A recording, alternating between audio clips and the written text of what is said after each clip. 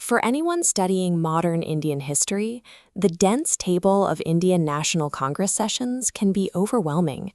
The dates, locations, and presidents often blur into an intimidating wall of text when approached through raw memorization. We navigate this effectively by grouping the timeline into three categories, shifting focus to repeating patterns. The process begins with a fixed baseline. On December 28, 1885, 72 delegates met at Bombay's Gokul Das Tejpal Sanskrit College, electing W.C. Bonnerjee as first president. During this first session, Lord Dufferin was serving as the British Viceroy. This 1885 session serves as the anchor point for the timeline. Establishing these foundational facts allows us to identify the specific deviations and rules that follow in later years. The sequence of the first four locations follows a clear geographical path: Bombay, Calcutta, Madras, and Allahabad, or BKMA. The leadership reflected a specific rotation. W.C. Bonnerjee, a Hindu, led the 1885 Bombay session.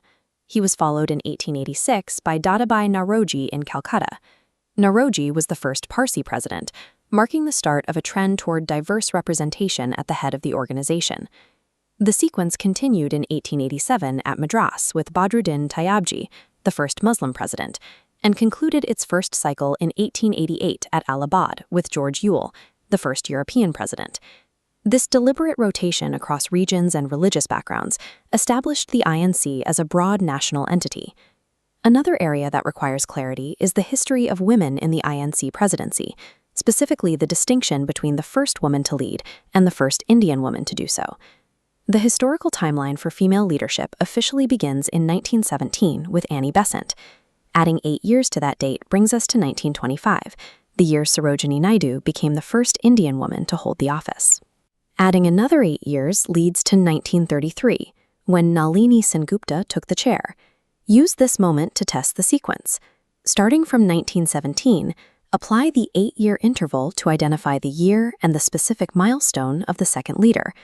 Grouping these milestones by 8-year intervals provides a logical framework to distinguish these three separate leaders.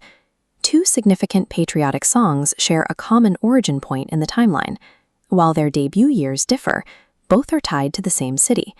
In 1896, under President Rahim Talal M. Sayani, the national song Vande Mataram was first performed. 15 years later, in 1911, the national anthem Jana Gana Mana debuted under President Bishan Narayan Dhar. Both cultural milestones took place in Calcutta.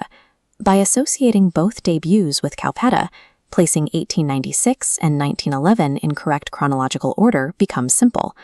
Beyond these repeating patterns, there are specific sessions that stand out because of their unique circumstances. Maulana Abul Kalam Azad became the youngest president in the history of the INC during a special 1923 session at age 35. The following year, 1924, Mahatma Gandhi held his only presidency at the Belgaum session. Leadership continued to evolve as the movement reached rural areas.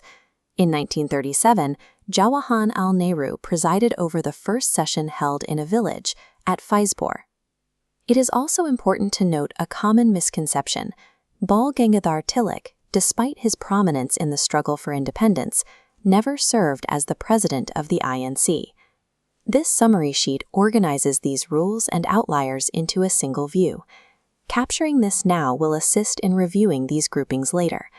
Moving from a list of isolated facts to categorized groups makes these decades of historical data much more accessible.